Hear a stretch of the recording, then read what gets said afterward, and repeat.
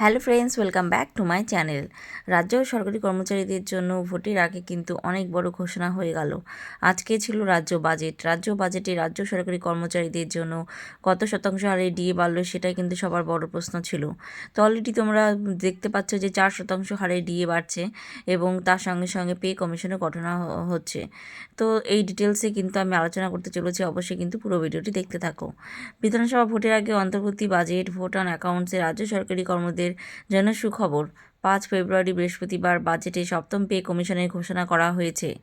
একই সঙ্গে রাজ্যে সরকারি কর্মীদের ডিএ আরও 4% বৃদ্ধি করা হয়েছে, ফলে তা 18% থেকে বেড়ে দাঁড়ালো 22%। 1 এপ্রিল থেকে তা কার্যকর হবে।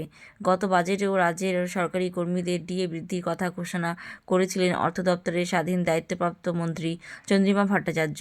কিন্তু বৃহস্পতিবারের নিরিখে এই ঘোষণা অত্যন্ত তাৎপর্যপূর্ণ, কারণ এই দিনই 2008 থেকে 2019 সাল পর্যন্ত পশ্চিমবঙ্গের রাজ্য সরকারি কর্মচারীদের বকেয়া ডিএ মামলায় সুপ্রিম কোর্ট উল্লেখযোগ্য রায় দিয়েছে।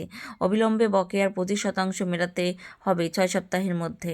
বাকি ডিএ মেটানো নিয়ে কমিশনও গঠন করে দিয়েছে সুপ্রিম কোর্ট। এদিকে রাজ্যে সরকারি কর্মচারীরা দীর্ঘদিন ধরেই সপ্তম বেতন কমিশন গঠনের দাবি করেছিলেন। মূল বেতন, গ্রেড পে এবং বিভিন্ন ভাতা কাঠামোয় বৃদ্ধি চাইছিলেন তারা।